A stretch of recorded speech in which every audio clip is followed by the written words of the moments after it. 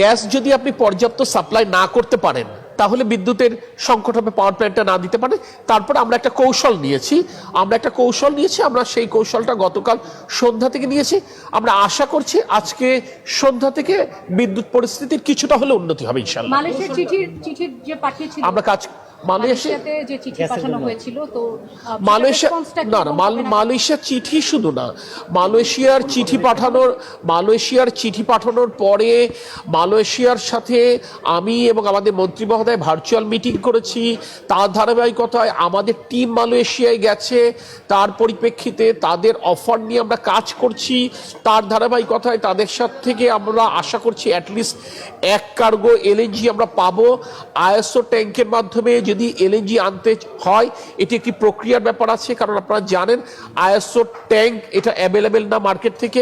এটা একটা মধ্যমেয়াদী একটা সমাধানের একটা ব্যাপার, সেটা নিয়ে আমরা কাজ করছি। বিকল্প কি চিন্তা করছেন? বিকল্প মানে সবচেয়ে সহজ বিকল্পগুলো নিয়ে কি কাজ করছেন এখন? আমাদের হাতে যতগুলো বিকল্প ছিল আমরা সকল বিকল্প নিয়ে কাজ করছি। আপনারা দেখেছেন গতকাল ঢাকা ক্লাবে যে সেমিনার হয়েছে সেখানে বিশেষজ্ঞরা ছিল, মতামিম ছিলেন, ডক্টর এজাজ ছিলেন, শামসুল হক ছিলেন, তারা বিশেষজ্ঞ মত দিয়েছেন। আমরা ব্যবসায়ীদের সাথে কথা বলছি, তাদের কোনো বুদ্ধি আছে কিনা, তাদের কোনো পরামর্শ আছে কিনা আমরা জানতে চাচ্ছি। ইভেন আপনাদের কাছেও যদি কোনো বুদ্ধি পরামর্শ থাকে আমরা ওয়েলকাম করছি। এর বাইরে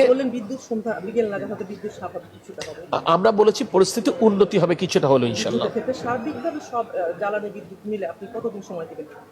সরকারের কাছে অবশ্যই জনগণ মেসেজ জানতে চাই, মেসেজ দেবার মতো জায়গায় যদি আমি থাকতাম অবশ্যই আমি দিতাম। শুধু আমি আপনাকে এটুকু বলবো, জনদুর্ভোগকে বিবেচনায় নিয়ে আমরা প্রাণান্তকর চেষ্টা করছি। এটা আমার ধারণা জনগণ বোঝেন, আপনারাও বোঝেন।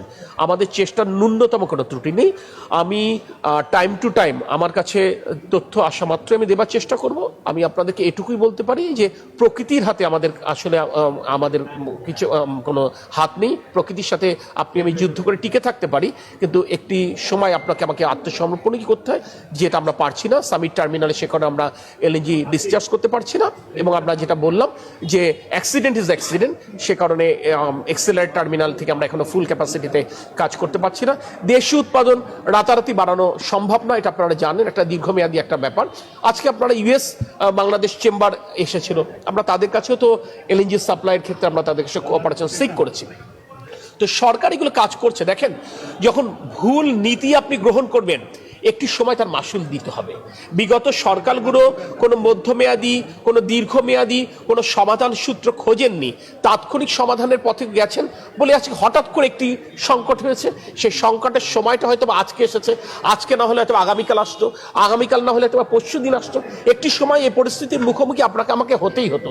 সেই পরিস্থিতিটা হয়তো বা আনফর্চুনেটলি সামার টাইমে আমাকে এই পরিস্থিতির সম্মুখীন হতে হবে। সরি, আমরা দেইনি। আপনি আমার কাছে যদি বলেন, আমি এই মন্ত্রণালয়কে রিপ্রেজেন্ট করছি। Thank you. আসসালামু আলাইকুম।